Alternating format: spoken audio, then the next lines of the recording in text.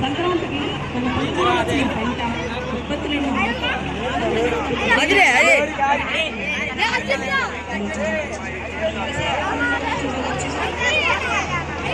సాంకేతిక పరిజ్ఞానాన్ని వినియోగించుకుని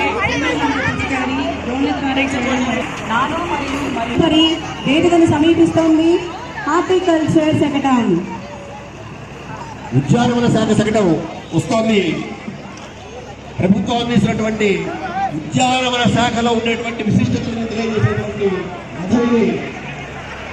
పంటల సాగు 90% మాయితో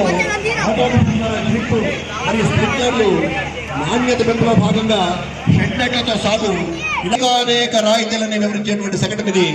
ఉద్యానవన పంటలు మన ప్రాంతానికి మార్కాపురం జిల్లాకి మరింత ఉన్నతిని సంతరించబోతూ ఉన్నాయి.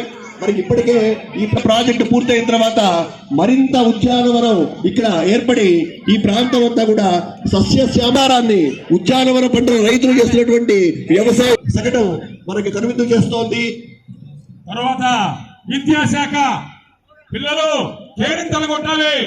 ఇది మన శాఖ, మన శకటం. చప్పట్లతో గట్టిగా సాధారణంగా ఆహ్వానిద్దాం. విద్యాశాఖ వ్యక్తిని అత్యున్నతంగా ఈ సమాజ హితంగా పెంచేటటువంటి విద్యాశాఖలు ఏ బిడ్డ కూడా చదువు మధ్యలో మానివేయకూడదు అనే ఉద్దేశంతో ఎంతమంది పిల్లలు ఉంటే అంతమందికి ప్రతి పిల్లవాడికి 15,000 వంతున తల్లికి వందనం ద్వారా విద్యను అందించాలనేటువంటి ఉద్దేశంతో ప్రభుత్వం చర్యలు తీసుకుంటా ఉంది.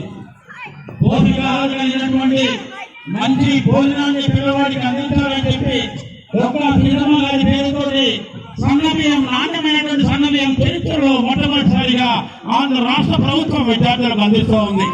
అలాగే దాదాపు 2,000 పైసలకు కలిగినటువంటి విద్యా కిట్లను విద్యార్థులకు అందిస్తున్నటువంటి కార్యక్రమం కొనసాగుతూ ఉంది.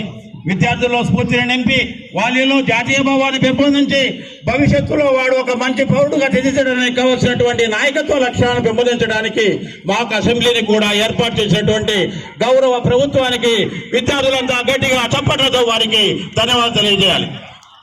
తదుపరి వేదికను సమీపిస్తోంది. వివిధ పథకాలను ప్రదర్శించేటువంటి శకటానికి స్వాగతం చెప్తూ ఉన్నాం. రాష్ట్ర ప్రభుత్వం పేదరిక నిర్మూలనలో భాగంగా మార్కాపురం జిల్లాలో 21 మండలానికి 830